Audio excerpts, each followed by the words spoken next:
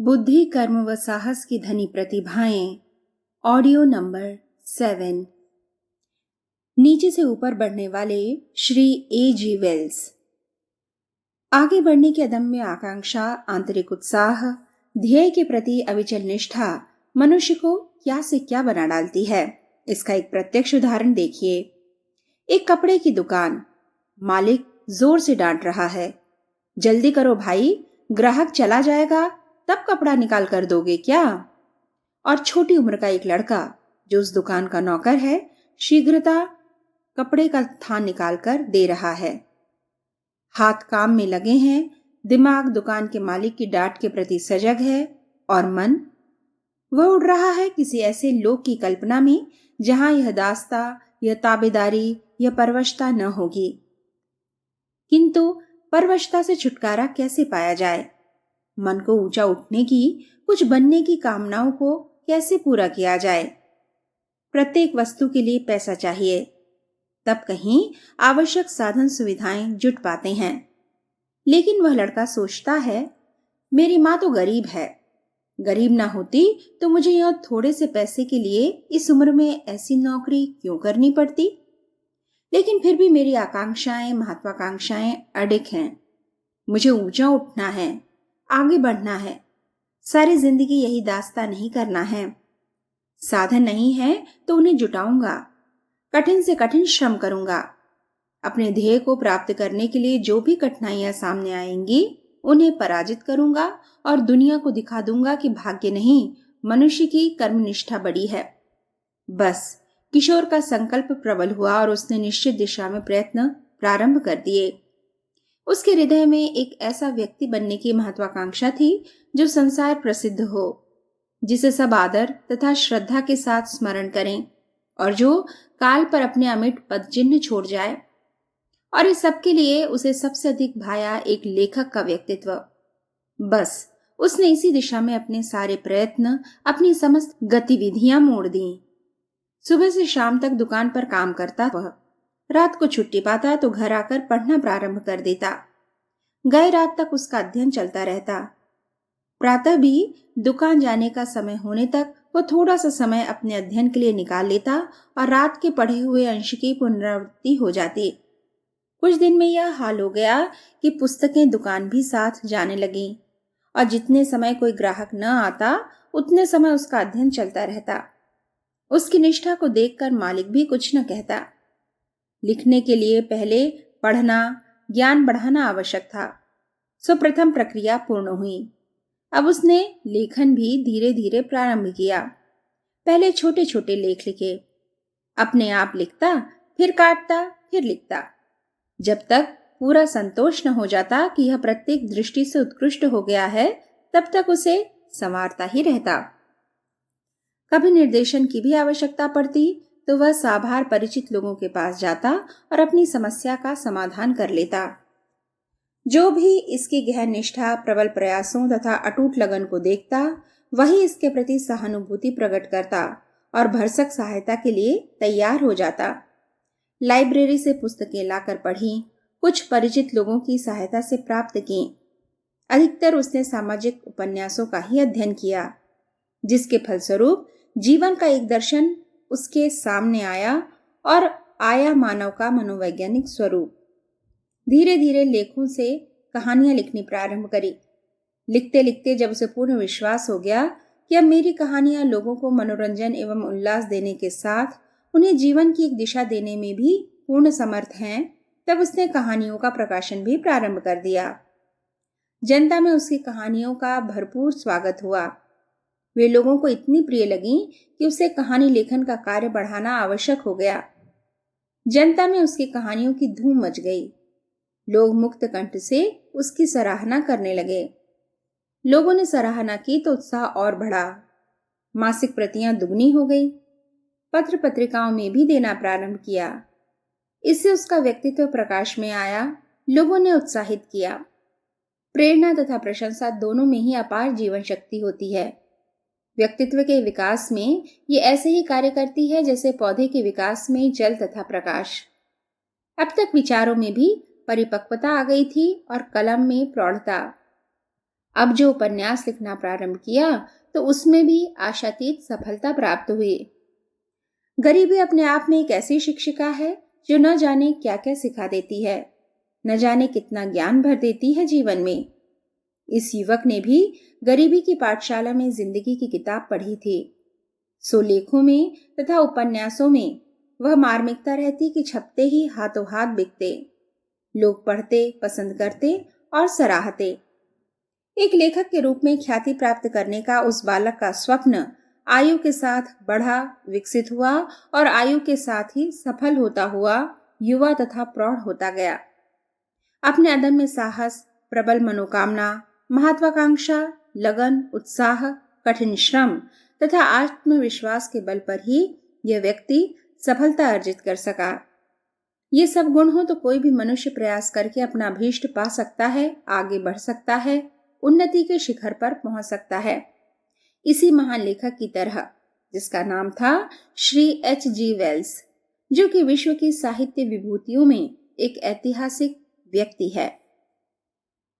Doctor Ram Manohar Lohia, जिनकी नस नस में क्रांति भरी थी।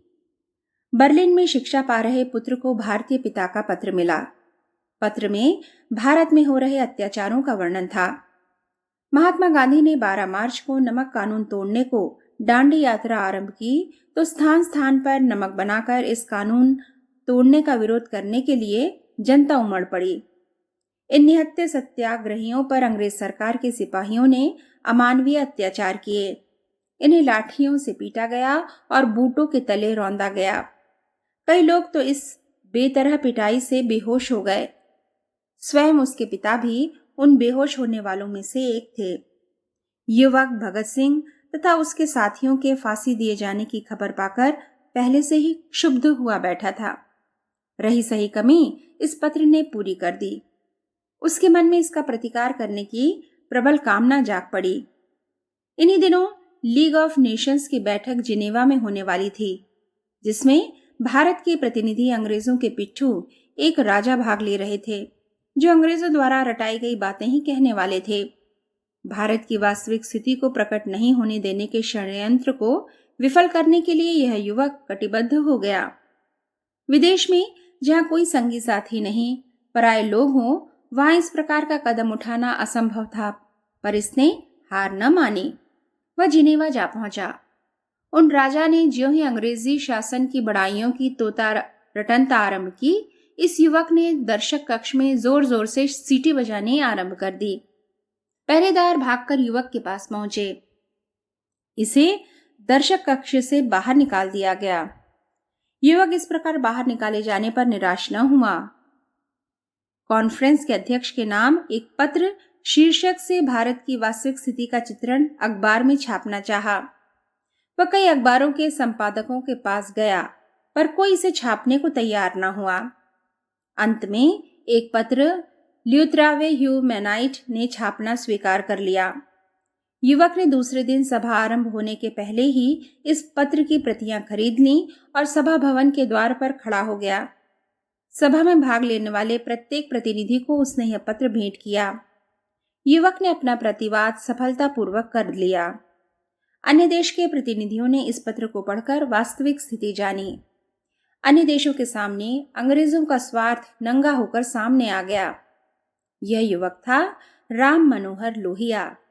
ये पढ़ने के लिए इंग्लैंड गए, पर उन्हें उसी देश की शिक्षा ग्रहण करने में कोई तुक दिखाई न दी जो हमारे देश को गुलाम बनाया था। वे जर्मनी चले गए। जर्मनी गए तो वहां एक विकट समस्या सामने आई।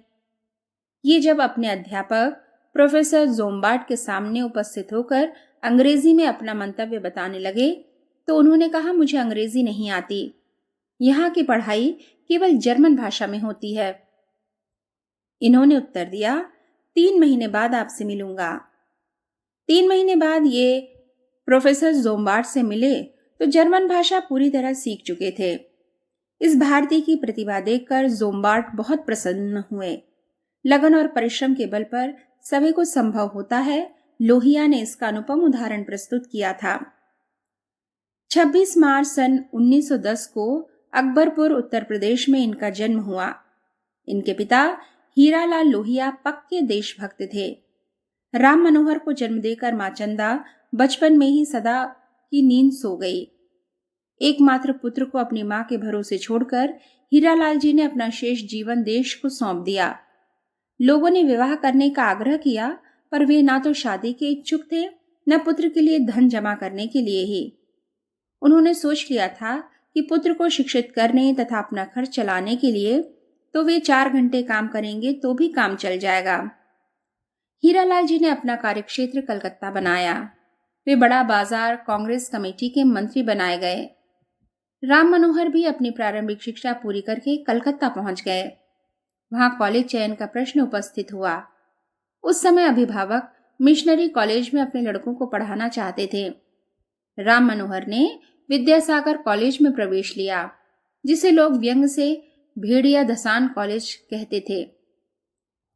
यहां पर भी अपने परिश्रम के बल पर प्रथम श्रेणी में बीए ऑनर्स परीक्षा पास करके इन्होंने मिशनरी कॉलेज में पढ़ने वाले भारतीयों को दिखा दिया कि भारतीय कॉलेज में पढ़ाई का स्तर नीचा नहीं होता।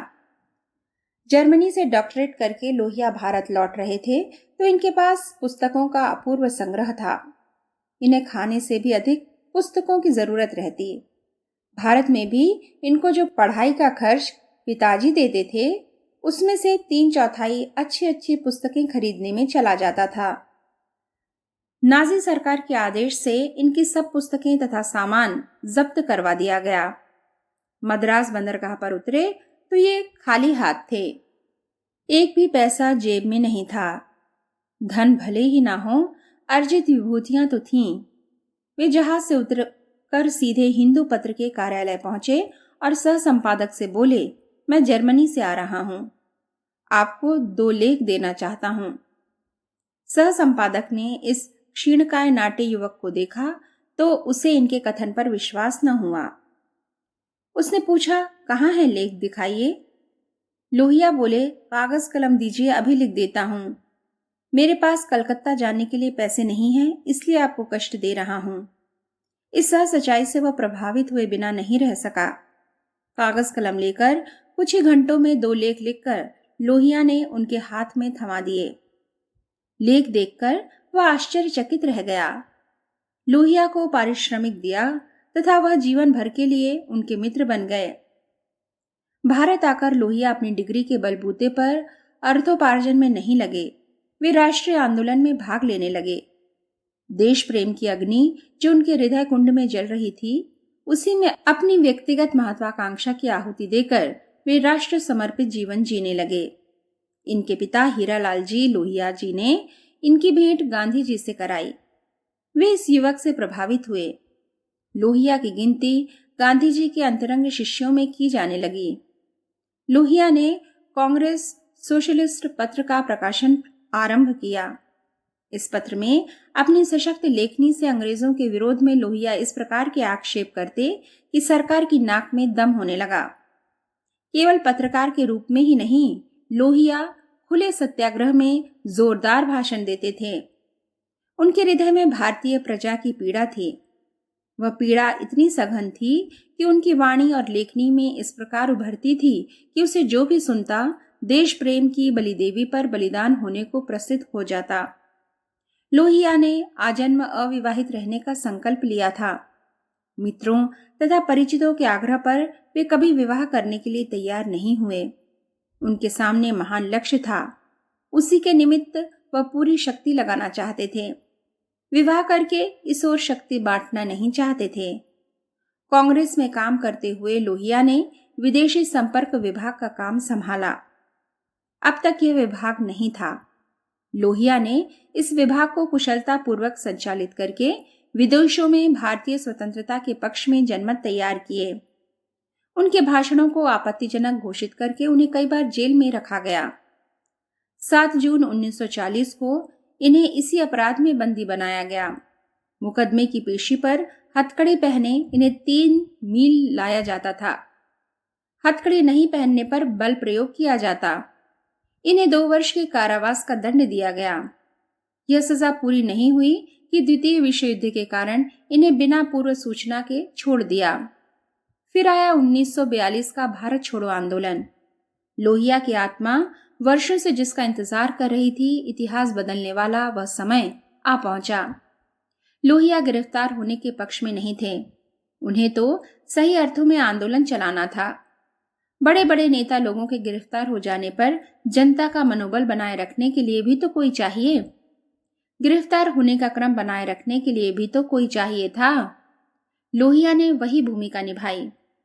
पैम्फलेट तथा छोटी छोटी पुस्तकों को चोरी छिपे छपाना तथा बांटना इनका काम था। कांग्रेस रेडियो नाम का स्टेशन भी इन्हीं ने चलाया, जो रेडियो प्रोग्राम के बीच क्रांतिकारी समाचार तथा उद्बोधन प्रसारित करता था। 1.5 वर्ष तक इन्होंने अंग्रेजों की आंखों में धूल झोंककर देशभक्तों को करो या मरो की प्रेरणा दी। सरकार ने लोहिया को पकड़ने के लिए बड़े बड़े इनाम रखे। लोहिया का भारत में रहना कठिन हो गया तो ये नेपाल चले गए। भारत सरकार ने नेपाल सरकार को इन्हें बंदी बनाने के लिए मजबूर किया। जयप्रकाश पहले ही वहां थे। दोनों पकड़े गए। वहां से जेल तोड़कर दोनों भाग निकले। भारत आने पर फिर पकड़े गए। लोहिया व जयप्रकाश को खतरनाक कैदी समझकर इन्हें लाहौर की जेल में रखा गया। वहां इतनी शारीरिक तथा मानसिक यंत्रणाएं दी गईं जिनका वर्णन कठिन है। 7-7 दिन तक सोने नहीं देना साधारण बात थी। देश प्रेम के इस दीवाने ने सब यंत्रणाएं सह लीं। 4 वर्ष तक ये अत्याचारों को पीते रहे। जनता ने रिहाई के आंदोलन किए पर सब व्यर्थ गया। इंग्लैंड में जब लेबर पार्टी की सरकार बनी तब इन्हें छोड़ा गया। आजाद भारतवर्ष में भी लोहिया हिंदी के प्रबल समर्थक तथा किसानों और मजदूरों के हितों के रक्षक के रूप में अपना एक व्यक्तित्व बनाए रहे। प्रबुद्ध विरोधी नेता के रूप में इनकी कमी आज भी अनुभव की जाती है। 1967 में इनका देहावसान हो गया। लोहिया का जीवन एक ऐसे आदमी की कहानी है जो देशवासियों का अपना आदमी था। उन्हीं के दर्द में तड़पा, उन्हीं के दर्द को लेकर जिया और उसी को लेकर मरा। भावनाशील लोगों के हृदय में उनके कर्तृत्व से सदा पीड़ित मानव की सेवा करने की उमंगें उठा करेंगी।